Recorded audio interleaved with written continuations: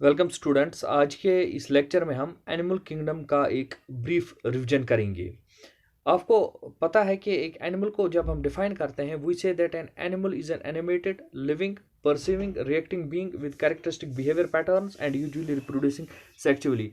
एक एनिमल जो है ये एनिमेटेड होता है, इसमें रूह होती है, लिविंग होता है, जिंदा होता है, परसीविंग महसूस भी करता है, रिएक्टिंग बीइंग और महसूस करके रिएक्शन जनरेट करता है स्टिमुलस के खिलाफ विद कैरेक्टरिस्टिक बिहेवियर पैटर्न। इसमें एक अलग तरीके का बिहेवियर होता है एंड यूजुअली रिप्रोड्यूसिंग सेक्चुअली और रिप्रोडक्शन यूजुअली सेक्चुअली करता है। तो इसका मतलब हरगिज ये नहीं हुआ कि एक एनिमल में फिर एसेक्चुअल रिप्रोडक्शन नहीं होती है।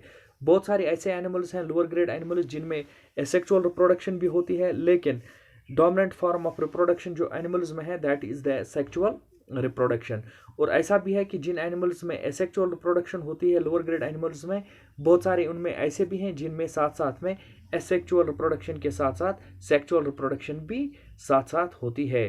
तो हम देखेंगे कि इस चैप्टर को कैसे यहाँ पे हमारे लिए इजी बनाया गया है। तो आप यहाँ पे देख लें कि ये जो एनिमल किंगडम है, यहाँ पे हम देखते हैं when you look around you will observe different animals with different structures and forms।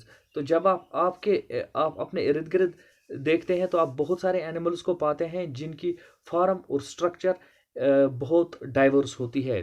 तो इसके बाद as over a million species of animals have been described till now।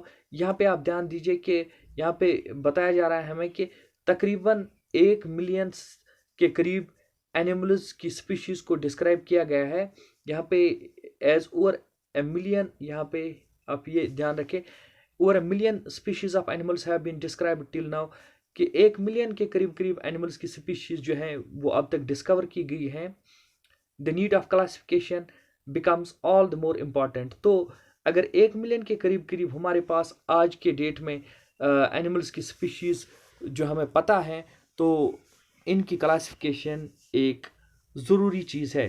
The classification also helps in assigning systematic position to newly described species. जो newly described species हैं animals की, उनकी systematic position के उनके classification हम कैसे करें, उनको किस फाइलम, किस क्लास, किस ऑर्डर में रखा जाएगा, उसके लिए भी ये चीज़ ज़रूरी है कि इनको क्लासिफाई किया जाए और इनकी जो टेक्सोनॉमिक पोजीशन है उसको अंडरस्टैंड किया जाए। तो इसके बाद है बेसिस ऑफ क्लासिफिकेशन। तो किस बुनियाद पे हमने लिविंग ऑर्गेनिजम्स को क्लासिफाई किया है, वो चीज़ हम यहाँ पे डिस्कस करने जा रहे हैं in the basis of classification. तो बेसिस ऑफ क्लासिफिकेशन में आप क्या पढ़ते हैं कि base of classification, in spite of differences in structure and form of different animals, there are fundamental features common to various individuals in relation to the arrangement of cells, body symmetry, nature of coelom, patterns of digestive, circulatory, reproductive systems. These features are used as basis of classification in some of them and are discussed here। तो यहाँ पे ये कहा जा रहा है कि अगरचे एनिमल्स डाइवर्स टाइप्स के हैं, बहुत सारे टाइप्स के एनिमल्स हैं, तो लेकिन इनमें कुछ फंडामेंटल कैरेक्टर्स हैं। जैसे कि आप देखते हैं कि बहुत सारे ऐसे एनिमल्स हैं जिनमें आप कैरेक्टर्स इस तरीके से देखते हैं, इनकी बॉडी सिमेट्री है, सीलूम है, पैटर्न्स ऑफ डाइजेस्टिव सिस्टम और सर्कुलेटरी सिस्टम किस तरीके से इनमें वेरी होते हैं। तो इसकी बुनियाद पे इनको क्लासिफाई किया गया है और बेसिस ऑफ क्लासिफिकेशन सेट की गई है। तो बेसिस ऑफ क्लासिफिकेशन में आप पढ़ते क्या है, सबसे पहले हम किसी भी एनिमल का अंडरस्टैंड करने की कोशिश करते हैं कि एक एनिमल का लेवल ऑफ ऑर्गेनाइजेशन क्या है। देखिए, लेवल ऑफ ऑर्गेनाइजेशन हम किसे कहते हैं। कुछ एनिमल्स ऐसे हैं, जैसे स्पॉन्जेस की बात की जाए यहाँ पे, तो स्पॉन्जेस में सेल्स जो हैं वो इस तरीके से लूजली, यहाँ पे अगर हम इस तरीके से ड्रा करें, सेल्स लूजली एग्रीगेट की हुई होती हैं, उन्होंने कोई टिश्यू नहीं बनाया होता है। तो इसको आप कहते हैं सेल्यूलर लेवल ऑफ ऑर्गेनाइजेशन। यहाँ पे लिखा भी है though all members of animal are multicellular. अगर सारे एनिमल्स मल्टीसेलुलर है, all of them do not exhibit the same pattern of organisation, लेकिन इन सभी में एक ही पैटर्न की ऑर्गेनाइजेशन नहीं होती है। एग्जाम्पल में लिखा गया है, for example in sponges the cells are arranged as loose aggregates. अगर स्पॉन्ज की बात करेंगे जिनको पॉलिफेरा कहते हैं, उनमें जो सेल्स हैं वो एक लूज एग्रीगेशन की मानद होते हैं, उनमें कोई टिश्यूज नहीं बने होते हैं। They exhibit cellular level of organisation, तो उनमें सेलुलर लेवल ऑफ ऑर्गेनाइजेशन पाई जाती है। इसके बाद यहाँ पे आप देख लें some division of labor activities occur among their cells.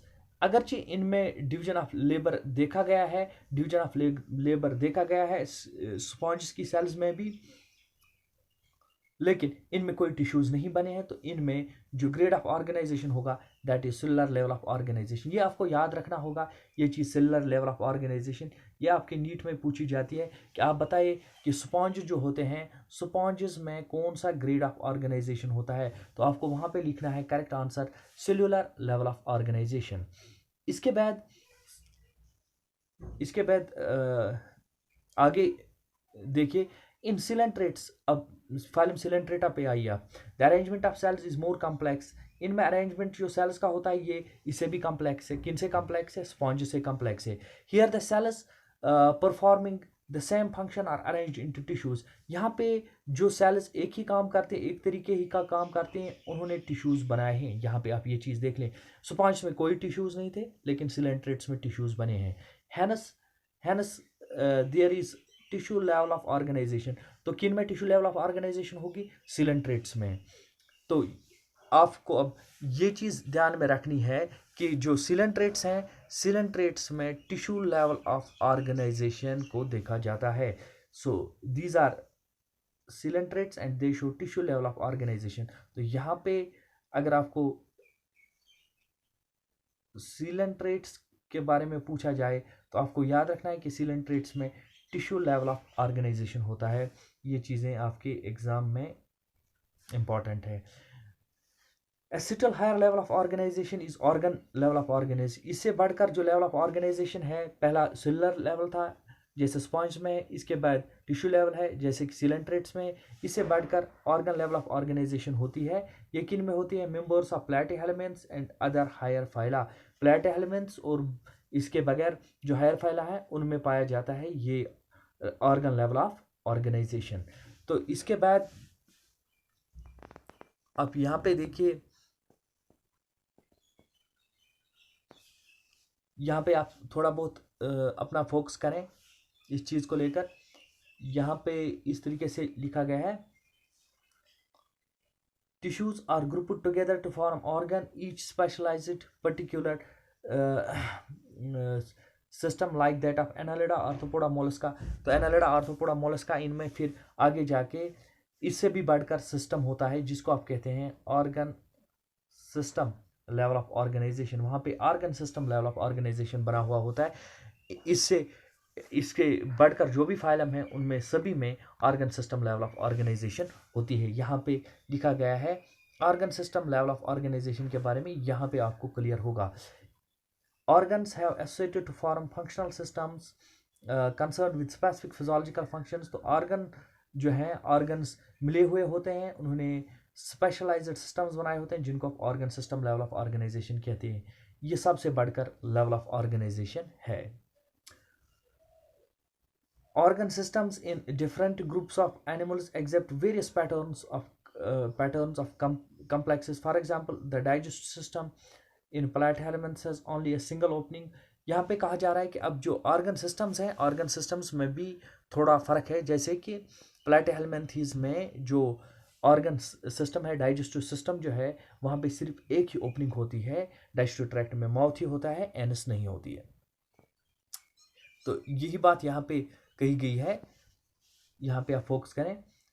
Digestive system of platyhelminths has only one single opening to the outside of the body which serves as both mouth and anus, and hence is called incomplete। तो इस digestive tract में, जिस digestive tract में आप सिर्फ पाते हैं यहाँ पे mouth है and there is no anus, यहाँ पे कोई, यहाँ पे ये blind है, इस तरीके से अगर digestive system होता है तो इसको आप कहते हैं, you can call it as incomplete। इसको हम कहते हैं incomplete digestive सिस्टम। और इस वाले बॉडी प्लान को ब्लाइंड सिक बॉडी प्लान भी आप कह सकते हैं।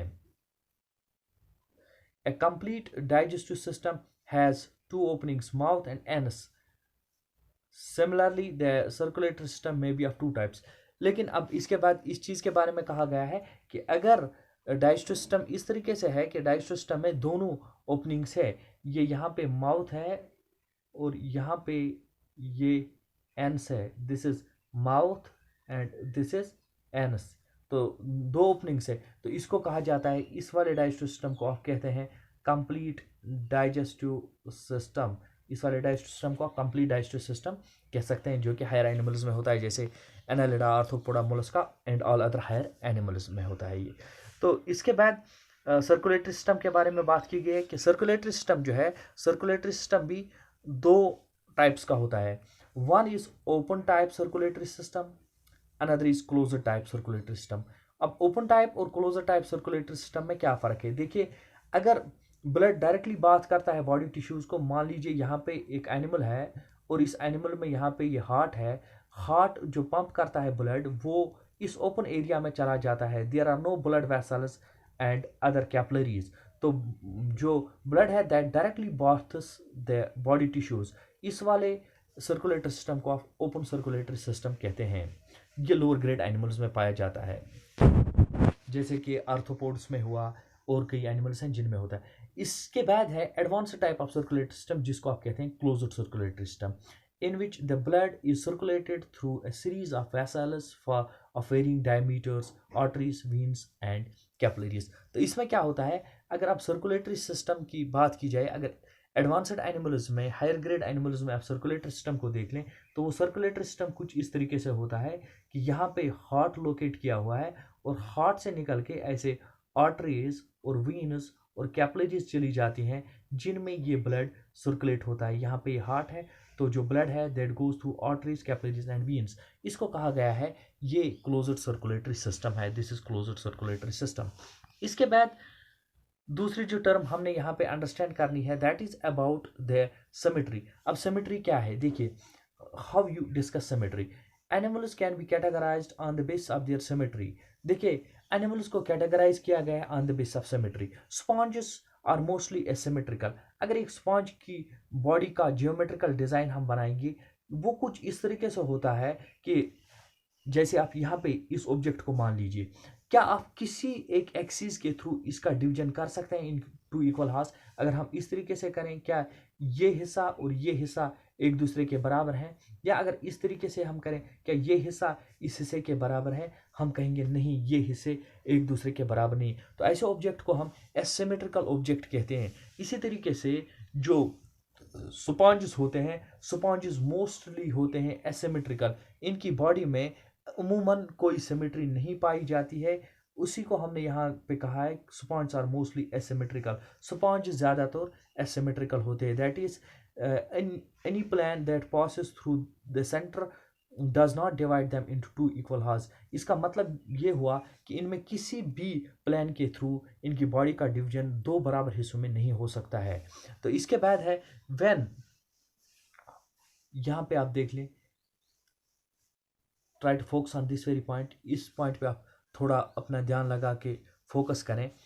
यहाँ पे है when any when when any plant passing through the central axis of the body divides the organism into two identical halves, it is called as radial symmetry। यहाँ पे आप देख लें when any, इस चीज को आप मद्देनजर रखें।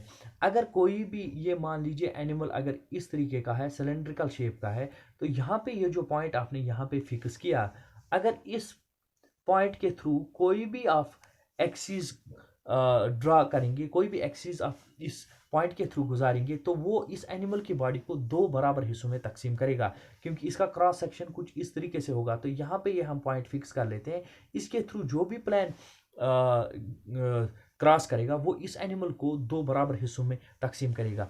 तो इस वाले सिमेट्री को हम रेडियल सिमेट्री कहते हैं, जैसे कि सिलेंट्रेट्स में होती है, टिनोफोर्स में होती है और इकेनोडर्मिट्स में होती है। ये तीन ऐसे फाइला हैं जिनमें रेडियल सिमेट्री होती है। So radial symmetry is that symmetry in which any plan passing through the center of the animal divides the animal into two equal halves which are mirror images of one another। इस तरीके की symmetry को आप radial symmetry कह सकते हैं। तो radial symmetry of Coelenterata, यहाँ पे आप देख लीजिए, ये जो तीन फाइला हैं इनमें आप पाते हैं रेडियल सिमेट्री। रेडियल सिमेट्री फिर एक बार आप यहाँ पे देखिए, सिलेंट्रेटा,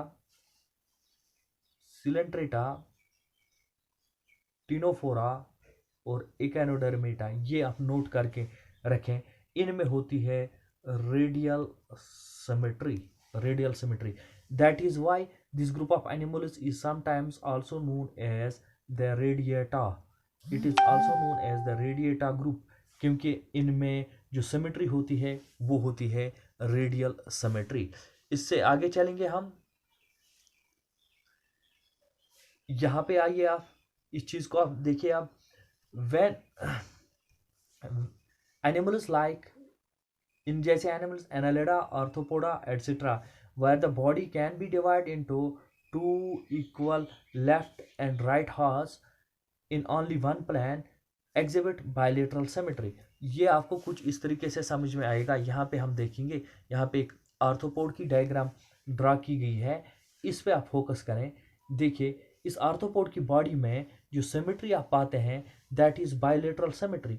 देखिए किस तरीके से यहाँ पे बायलेटरल सिमेट्री है। इसमें इसका हम जायजा लेंगे कि यहाँ पे किस तरीके से बायलेटरल सिमेट्री है। देखिए इस एनिमल को, ये एक आर्थ्रोपोड है, इसकी बॉडी को हमने सिर्फ एक एक्सिस के थ्रू पॉसिबल है इस एनिमल को डिवाइड करना इनटू टू इक्वल हार्स। अगर हम इस तरीके से इसका डिवीजन करेंगे तो बराबर दो हिस्सों में नहीं होगा, लेकिन जब हम इस तरीके से करते हैं तो दो बराबर हिस्सों में इसका डिवीजन होता है। सो वी से these animals which can be divided through not any but through only one axis, एक ही एक्सिस के थ्रू इनको दो बराबर हिस्सों में तकसीम किया जाता है। इस वाली सिमेट्री को हम कहते हैं बायलेटरल सिमेट्री। और इस एक्सिस को, जो एक्सिस यहाँ पे हम डिस्कस कर रहे हैं, ये एक सिंगल एक्सिस जिसके थ्रू इसका डिवीजन पॉसिबल है। इस एक्सिस को यहाँ पे हम, ये जो एक्सिस है इसको कहा जाता है, we call this very axis as median. इस एक्सिस को मीडियन सेगिटल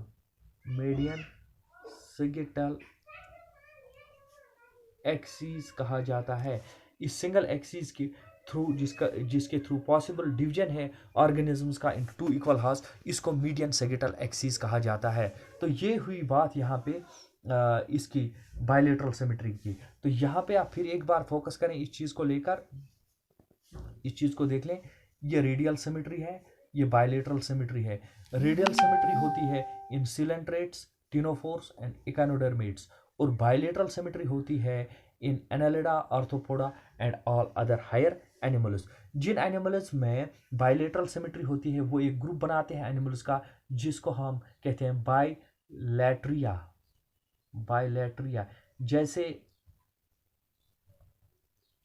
जैसे वो एनिमल्स जिनमें ये रेडियल सिमेट्री होते हैं वो बनाते हैं ग्रुप रेडिएटा, उसी तरीके से ये एनिमल्स ग्रुप बायलेट्रिया बनाते हैं। तो this is about bilateral symmetry. और यहाँ पे आपको ये चीज़ भी ध्यान में रखनी है। यहाँ पे मैं थोड़ा जूम कर लेता हूँ ताकि आपको चीज़ें क्लियर हो जाए।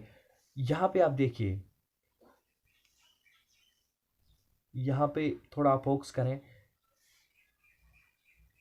यहाँ पे हम देखेंगे, इस चीज को आप देखें गौर से। व्हेन एनी प्लान, जब किसी भी प्लान के थ्रू दो बराबर हिस्सों में तकसीम किया जाएगा एक एनिमल की बॉडी को, उसको कहेंगे रेडियल सिमेट्री।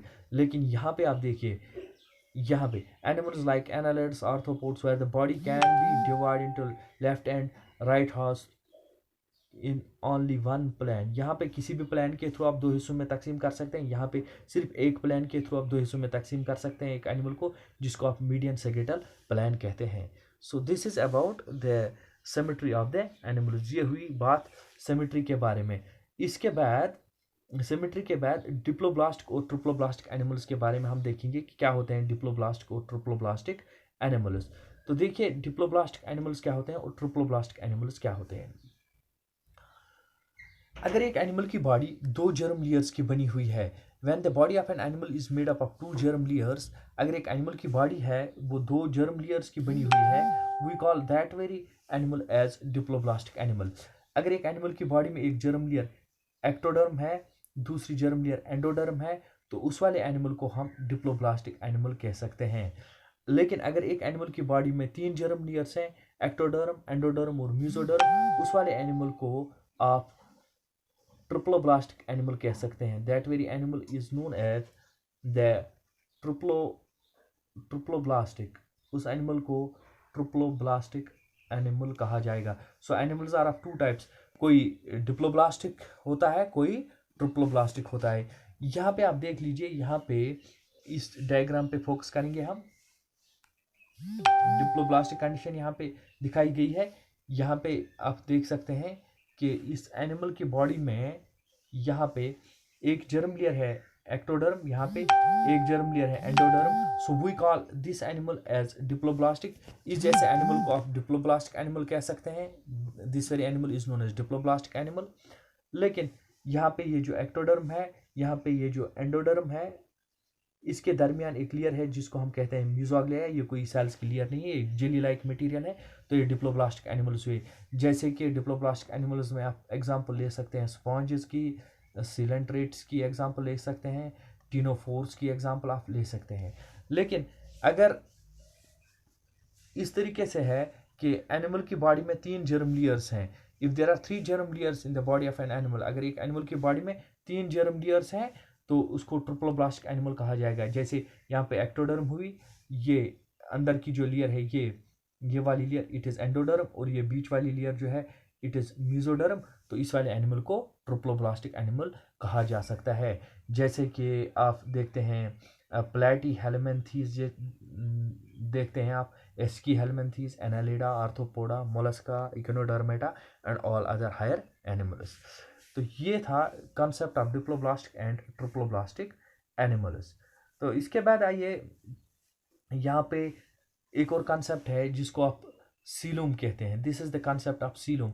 यहाँ पे आप देखिए कि सीलूम होता क्या है basically, what basically a coelom is. यहाँ पे आइए आप, तो सीलूम पे हम बात कर लेते हैं कि सीलूम क्या होता है। ना व्हाट इज सीलूम। चलिए, तो प्रेजेंस और absence of a cavity between the body wall and the gut is very important in classification. The body cavity which is lined by mesoderm is called as coelom. तो इसके बाद है यहाँ पे animals possessing, animals, यहाँ पे animals possessing the coelom are called coelomates. Example Annelida, Mollusca, Arthropoda, Echinodermata, Hemichordata and Chordata.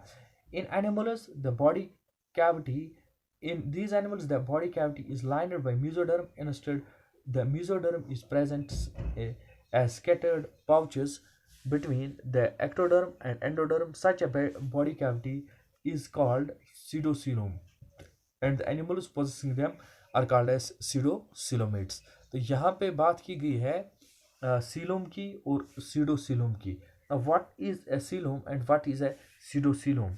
यहाँ पे आप डायग्राम के सहारे इस चीज़ को अंडरस्टैंड कर सकते हैं कि सीलोम क्या होता है और pseudocoelom क्या होता है। देखिए, now focus on this diagrams. In diagrams पे थोड़ा आप अपना फोकस करेंगे। ये है ट्रू सीलोम। यहाँ पे ये वाली लेयर है एक्टोडर्म की, दिस इज एक्टोडर्म। और ये वाली लेयर जो है, ये वाली लेयर दिस इज एंडोडर्म। और यहाँ पे आप देखते हैं कि ये जो है ये मीजोडर्म है। मीजोडर्म ने बॉडी वॉल को, ये बॉडी वॉल है और ये एलिमेंट्री कैनाल है जिसको आप गट कहते हैं। बॉडी वॉल को अंदर से मीजोडर्म ने लाइन किया हुआ है और एलिमेंट्री कैनाल को बाहर से इसने लाइन किया हुआ है। तो इस वाले सीलम को आप ट्रू सीलम कहते हैं, क्योंकि हम सीलम की डिफिनेशन ही कहते हैं it is the cavity between body wall and alimentary canal. इस तरीके से आपको समझ में आएगा अगर हम थोड़ा बहुत इस तरीके से दिखाएं। ये एक एनिमल की बॉडी है, ये इसमें बॉडी वॉल है और ये अंदर से एलिमेंट्री कैनाल हुआ। तो यहाँ जो ये स्पेस बॉडी वॉल और एलिमेंट्री कैनाल के दरमियान ये जो स्पेस क्रिएट होती है इसको हम कहते हैं सीलूम। लेकिन अगर आप इस सीलूम को देखेंगे, अगर इस सीलूम को बॉडी वॉल को अंदर से और एलिमेंट्री कैनाल को बाहर से अगर लाइन किया गया है बाय दिस मीजोडर्म, तो इसको आप कहेंगे इट इज़ ट्रू सीलूम। लेकिन अगर ऐसा नहीं है, अगर अब सिचुएशन कुछ इस तरीके से है कि एंडोडर्म और बॉडी वॉल और एलिमेंट्री कैनाल के दरमियान if there is cavity between body wall and alimentary canal. अगर बॉडी वॉल और एलिमेंट्री कैनाल के दरमियान एक कैविटी है, लेकिन इसको जो मीजोडर्म है, यहाँ पे मीजोडर्म ने कुछ पाउचेस बनाए हैं, इस तरीके से कुछ पाउचेस बनाए हैं, और मीजोडर्म ने बॉडी वॉल को अंदर से और एलिमेंट्री कैनाल को बाहर से लाइन नहीं किया हुआ है। जैसे ये एलिमेंट्री कैनाल अंदर से लाइन नहीं की गई है बाय मीजोडर्म, और ये एलिमेंट्री कैनाल भी बाहर से लाइन नहीं की गई है by mesoderm. We call that type of coelom as pseudocoelom, उसको फॉलोसीलम कहा जाता है। जैसे कि आप कुछ एनिमल्स में देख सकते हैं। और एक कंडीशन है एसीलम। अगर अब कंडीशन कुछ इस तरीके की है कि कोई भी सीलम नहीं है, this is body wall and this is alimentary canal, इसके दरमियान एक सॉलिड लेयर है सेल्स की, मेसोडर्मल लेयर, कोई भी कैविटी नहीं है, this condition is known as acoelomate condition, जैसे कि प्लैटीहेल्मिन्थीज में है। सीडोसिलोमेट कंडीशन जो है वो आप देख सकते हैं एस्की हेलमेंथीज में सीडोसिलोमेट कंडीशन।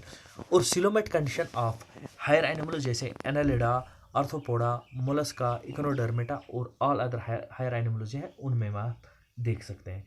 तो इसके बाद जो हमारा यहाँ पे कंसेप्ट है वो है सेगमेंटेशन को लेकर। What is segmentation?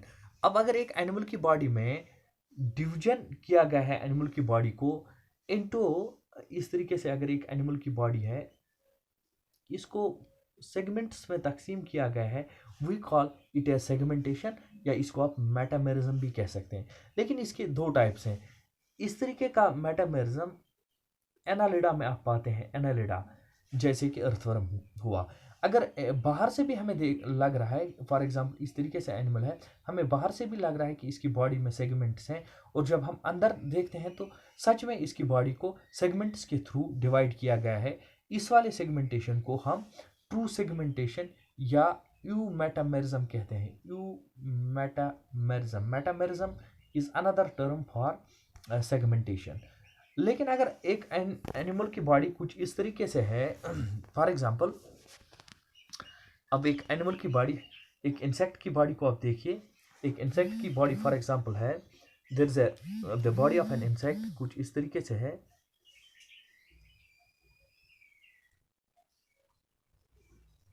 अगर एक इंसेक्ट की बॉडी को आप लेंगे फॉर एग्जांपल, तो आपको बाहर से दिखेगा कि इसकी बॉडी में सेगमेंटेशन है, लेकिन अंदर से जब हम देखेंगे तो उसमें कोई सेगमेंटेशन नहीं होगा। उसको हम कहते हैं pseudo, we call that as pseudo segmentation और pseudo metamerism. So this is about the metamerism. Metamerism को लेकर कुछ बातें थी। इसके बाद नोटोकॉर्ड पे आते हैं हम। Now what is notochord? Notochord basically होता क्या है? देखिए नोटोकॉर्ड क्या है।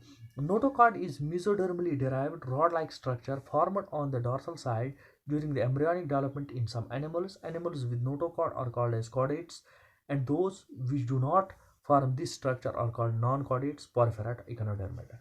देखिए अब यहाँ पे एक एनिमल की बॉडी को आप ड्रा करेंगे।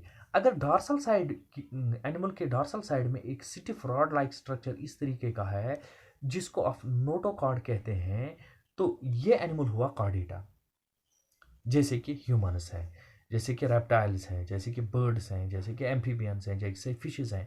लेकिन अगर इस तरीके का structure dorsal side of the body में इस तरीके का कोई स्टिफ रॉड लाइक स्ट्रक्चर नहीं है, then we say notochord is absent, तो उस एनिमल को नॉन कॉर्डेट कहा जाएगा। We call that very animal as non chordate. That animal is known as non chordate. तो ये नॉन कॉर्डेट्स कहाँ से कहाँ तक आते हैं? ये नॉन कॉर्डेट्स पोरिफेरा टू इकोनोडर्मेटा आते हैं। It means phylum Porifera, phylum Ctenophora, phylum Porifera, phylum Coelenterata, phylum Ctenophora, phylum Platyhelminthes, Eschhelminthes, Annelida, Arthropoda, Mollusca और Echinodermata। तो ये हुआ बेसिस ऑफ द क्लासिफिकेशन। अब हम एनिमल्स को क्लासीफाई करेंगे। जब एनिमल्स को क्लासीफाई हम करेंगे तो इनमें बहुत सारे टाइप्स के जो एनिमल्स आते हैं जिनको मुख्तलिफ फाइला में हम लोगों ने तकसीम किया है। The different phyla of the animal kingdom are इस तरीके से है। पहला फाइलम, तो यहाँ पे आइए आप, this is the first very phylum of animal kingdom which we call as the phylum Porifera, जिसको हम लोगों ने नाम दिया है फाइलम पॉरीफेरा का। तो यहाँ पे अगर आप इस एनिमल को देखेंगे, इसकी बॉडी में इस तरीके के पोर्स होते हैं। देखिए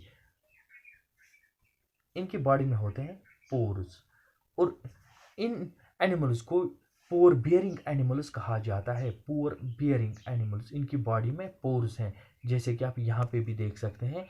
ये जो एनिमल है इसकी बॉडी में इस तरीके के पोर्स हैं। तो इन एनिमल्स की बॉडी में नटशल में हम ये कहेंगे कि ये हुए पोर बेरिंग एनिमल्स। तो इन्हीं पोर बेरिंग एनिमल्स के लिए जो टर्म है वो दी गई है what we call as Porifera. इन्हीं एनिमल्स को हम पॉरीफेरा कहते हैं। These are known as Porifera, इन्हीं को कहा जाता है पॉरीफेरा, क्योंकि पॉरीफेरा टर्म का जो लिटरल मीनिंग है that is pore bearing animals. तो इन पोर्स को आप कहते हैं उस्टिया। जो इनमें पोर्स पाए जाते हैं उनको आप कहते हैं उस्टिया। अब यहाँ पे फिर हम जूम इन करेंगे इसको। तो फाइलम पॉरीफेरा जो है, जैसे कि यहाँ पे आप डिस्कशन में देख भी सकते हैं, फाइलम पॉरीफेरा के बारे में जो स्टेटमेंट्स यहाँ पे लिखे गए हैं कुछ इस तरीके से हैं। फाइलम पॉरीफेरा देखिए किस तरीके से इसको यहाँ पे डिस्कस किया गया है फाइलम पॉरीफेरा को। We say that phylum Porifera includes members of this phylum are known as sponges। इस फाइलम के मेंबर्स को स्पॉन्जेस कहा जा सकता है। दे आर जनरली मैरीन, ये मैरीन होते हैं। मोस्टली एसिमेट्रिकल एनिमल्स, इनमें कोई सिमेट्री नहीं पाई जाती है। They are primitive multicellular animals, ये प्रिमिटिव मल्टीसेलुलर एनिमल्स हैं with cellular level of organisation. इनमें सेल्स एक लूज एग्रीगेशन बनाती हैं। इस तरीके से एक लूज एग्रीगेशन सेल्स का होता है, वो टिश्यूज नहीं बनाते हैं। तो इनमें होती है cellular level of organisation. Sponge है वाटर ट्रांसपोर्ट और कैनाल सिस्टम। स्पॉन्ज में एक वाटर ट्रांसपोर्ट सिस्टम होता है जिसको आप कैनाल सिस्टम कहते हैं। What is canal system in case of sponges, इसके बारे में थोड़ा डिस्कशन कर लेते हैं कि वाटर वेस्कुलर सिस्टम क्या होता है स्पॉन्जेस में, किस चीज़ को आप canal system of the sponges कहते हैं। देखिए अगर हम बॉडी ड्रा करेंगे एक स्पॉन्ज की, इनकी बॉडी कुछ इस तरीके से होती है। इनकी बॉडी में जो है, इनकी बॉडी में होते हैं देयर आर पोर्स। इनकी बॉडी में कुछ पोर्स आपको नज़र आएंगे क्योंकि ये पोर बेयरिंग एनिमल्स हैं।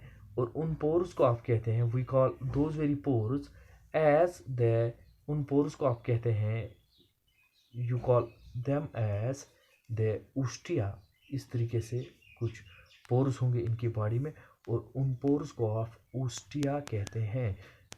दिस उस्टिया, तो इन उस्टिया के थ्रू पानी चला जाएगा इनकी बॉडी में और इनकी बॉडी के अंदर की जो कैविटी होती है उसको आप कहते हैं spongocoel. We call that as spongocoel. और फिर यहाँ से बाहर आएगा ये पानी through osculum. So this system of canals, जहाँ से पानी चला जाता है इनकी बॉडी में फिर बाहर आता है, उसको हम कहते हैं we call that very system as the canal system. तो इसी कैनाल सिस्टम के बारे में यहाँ पे बात हुई है कि इनमें एक वेल डेवलप्ड कैनाल सिस्टम होता है। ये स्पॉन्ज है वाटर ट्रांसपोर्ट और कैनाल सिस्टम। इसके बाद है water enters through minute pores known as ostia. यही बात है कि वाटर जो है ये स्पॉन्ज की बॉडी में चला जाता है थ्रू पोर्स। ये पोर्स के थ्रू स्पॉन्ज की बॉडी में चला जाता है और उन पोर्स को आप कहते हैं you call those very pores as the ostia. उन पोर्स को आप क्या कहते हैं, we call them as the ostia. ये हुए वो पोर्स जिनको आप उस्टिया कहते हैं। These are those very pores which we call as the ostia. ये वो पोर्स हैं जिनको आप उस्टिया कह सकते हैं। These are the pores known as ostia. यहाँ पे तो the body wall in the body wall intercell, हाँ यही बात की गई है कि ये जो इनकी कैविटी होती है, इस वाली कैविटी को, जो बॉडी के अंदर की कैविटी होती है, इस वाली कैविटी को आप स्पॉन्जोसील कहते हैं। It is this very cavity, ये इस कैविटी के बारे में बात की जा रही है, इसको स्पॉन्जोसील कहा जा सकता है। This is spongocoel. From where it goes out through the osculum, तो यहाँ से जो पानी है वो बाहर चला जाता है यहाँ इस ओपनिंग के थ्रू, इसको इस वाली ओपनिंग को ओस्कुलम कहा जाता है। The pathway of water transport is helpful in food capturing, respiratory exchange and removal of wastes। अब कैनाल सिस्टम की जो पाथवे है फूड के, ये किस काम में मदद आती है? इन food capturing, that's nutrition, respiratory exchange of gases, respiratory exchange of gas इसके थ्रू होता है, एंड रिमूवल ऑफ वेस्टेस, और जो एक्सक्रीटरी वेस्टेस बॉडी में है वो भी बाहर जाते हैं इसके थ्रू। इसके बाद है कोनोसाइट्स के बारे में यहाँ पे बात की गई। कोनोसाइट्स और collar cells line the spongocoel and the canals. Choanocytes अंदर से लाइन कर देती हैं बॉडी को, स्पॉन्जोसील को लाइन कर देती हैं ये। डाइशन इज इंट्रासेलर, इनमें जो डाइशन होती है वो इंट्रासेलर होती है। The body is supported by skeleton made up of spicules और स्पॉन्ज एंड फाइबर्स। इनकी बॉडी चूंकि डिप्लोब्लास्टिक है और इसके दरमियान एक लेयर है दैट्स नोन एज मिजोग्लिया और मेसेनकाइम, उसमें कुछ स्केलेटल फाइबर्स हैं जिनको आप स्पिक्यूल्स और स्पॉन्ज एंड फाइबर्स कहते हैं। सेक्सेस आर नॉट सेपरेट, ये सारे hermaphrodite हैं, बाइसेक्सुअल हैं। Eggs and sperms are produced by the same individual, एक ही इंडिविजुअल मेल गैमीट और फीमेल गैमीट दोनों बनाता है। Sponge reproduce asexually by fragmentation, sponge asexually reproduce करते हैं बाय फ्रेगमेंटेशन, हालांकि इनमें इंटरनल बैडिंग जिसको आप गैम्यूलेशन कहते हैं वो भी होती है। Sexually bye formation of gametes, sexual production इनमें होती है गैमीट फॉर्मेशन के थ्रू। फर्टिलाइजेशन बॉडी के अंदर ही होती है, it is internal. Development indirect होती है, जब लार्वा के थ्रू डेवलपमेंट होती है उसको इनडायरेक्ट डेवलपमेंट कहा जा सकता है। With morphologically having a larval stage which is morphologically distinct from adult, ये इसके बारे में बात कर रहे हैं कि जो लार्वा इनमें होते हैं वो मॉर्फोलॉजिकली डिस्टिंक्ट होते हैं from that of the adult. और जो इनमें लार्वल फॉर्म्स होती हैं वो टेक्स्ट ने यहाँ पे नहीं मेंशन की हुई है, लेकिन वो होती हैं, एक तो होता है एम्फीब्लास्टुला, एक तरीके का इनमें जो लार्वा होता है उसको आप कहते हैं, वी कॉल दैट एज एम्फीब्लास्टुला, एम्फीब्लास्टुला है, एम्फीब्लास्टुला। और दूसरा जो इनमें लार्वा है दैट इज़ नोन एज, दूसरा इनका जो लार्वा होता है उसको आप कह सकते हैं, you can call that very larva as the parenchymula, parenchymula. कई जगह पे जो है बहुत शार्ट में टेक्स्ट ने दिया हुआ वहाँ पे हम एलाबरेट भी करते हैं कि इनमें दो तरीके के लार्वा होते हैं, एक है पैरेन्काइम्यूला लार्वा और दूसरा है एम्फीब्लास्टुला। दोनों लार्वा के बारे में हम लोगों ने बात यहाँ पे की। अब इसके बाद है इनकी एग्जाम्पल्स। साइकॉन है इनकी एक एग्जाम्पल, स्पॉन्जला है जिसको फ्रेश वाटर स्पॉन्ज भी कहा जाता है, और तीसरा है यूस्पॉन्जिया। और इसके बाद है नेक्स्ट फाइलम सिलेंट्रेटा जो हम आने वाले लेक्चर में हम डिस्कस करेंगे।